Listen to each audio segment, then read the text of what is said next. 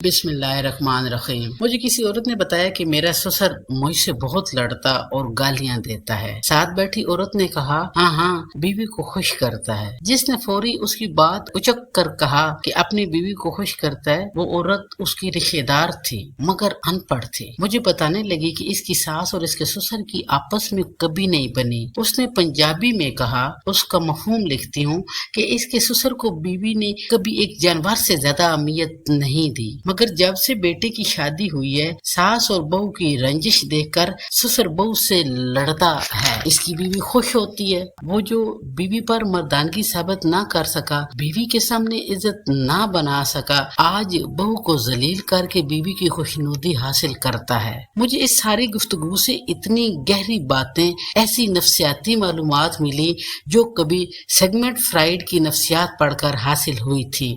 یہی بات ایک پڑھے لکھے طبقے میں ڈسکس ہو رہی تھی کہ جن میاں بیوی کی آپس میں کبھی نہ بنے، دونوں نفسیاتی مریضوں یا دونوں میں سے ایک نفسیاتی مرض میں مبتلا ہو، تو وہ اپنے شادی شدہ بچوں کو خوش نہیں دیکھ سکتے۔ یہ دونوں باتیں میں نے سنی۔ موجودہ معاشرے میں سسرالی نظام پڑھے لکھے ذہین و فطین قابل جوڑوں کی ان پڑھ، جاہل، بد کردار، بد اخلاق اور بے عمل ساس سسر کے ہاتھوں تباہی کے بعد میں بھی اس نتیجے پر پہنچی کہ واقعی جس سسر کو بیوی نے کبھی عزت نہ دی ہو، ہمیشہ اس کی برائی کی ہو، اسے برا ثابت کیا ہو، وہ نفسیاتی مریض بن جاتا ہے اور اس کا یہ نفسیاتی مرض بڑھتا چلا جاتا ہے۔ وہ جب کبھی جوان شادی شدہ جوڑوں کو اکٹھا دیکھتا ہے تو اپنے ماضی اور اپنی بیوی کی زیادتیوں اور بے وفائیوں کا بدلہ ان سے لیتا ہے۔ وہ ماضی کی بدحالیوں کا انتقام لے کر راحت محسوس کرتا ہے۔ اس کے اس پاگل پان کی وجہ اس کے لاشعور اور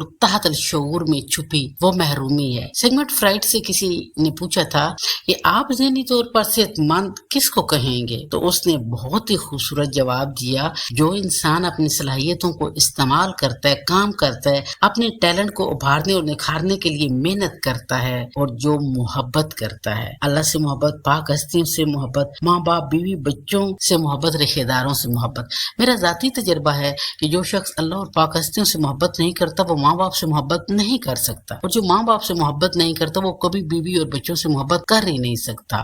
اس نفسیاتی بیمار کا کام ہر وقت یا خود پریشان رہنا ہے یا دوسروں کو پریشان رکھنا ہے۔ پھر ایسے نفسیاتی بیمار افراد آنے والی نسلوں کو تباہ کر دیتے ہیں۔ کسی نے پوچھا کیا نفسیاتی بیمار قابل علاج ہے، تو بتایا گیا کہ جسمانی بیمار 100% صحت مند ہو جاتا ہے، مگر نفسیاتی بیمار کبھی بھی 100% ٹھیک نہیں ہوتا، اور تادم آخر وہ خواب کے عارضے میں مبتلا رہتا ہے۔ ہمارے گھروں میں ایسے مریض جوائنٹ فیملی سسٹم کی دین ہے۔ ہم اسلام کے خلاف جوائنٹ فیملی سسٹم کو رواج دے کر نہ صرف دوسروں کی بیٹیوں کو تباہ کر رہے ہیں، بلکہ ایسے مریضوں اور پاگل خانوں میں آنے والی نئی نسل بھی بکھر جاتی ہے۔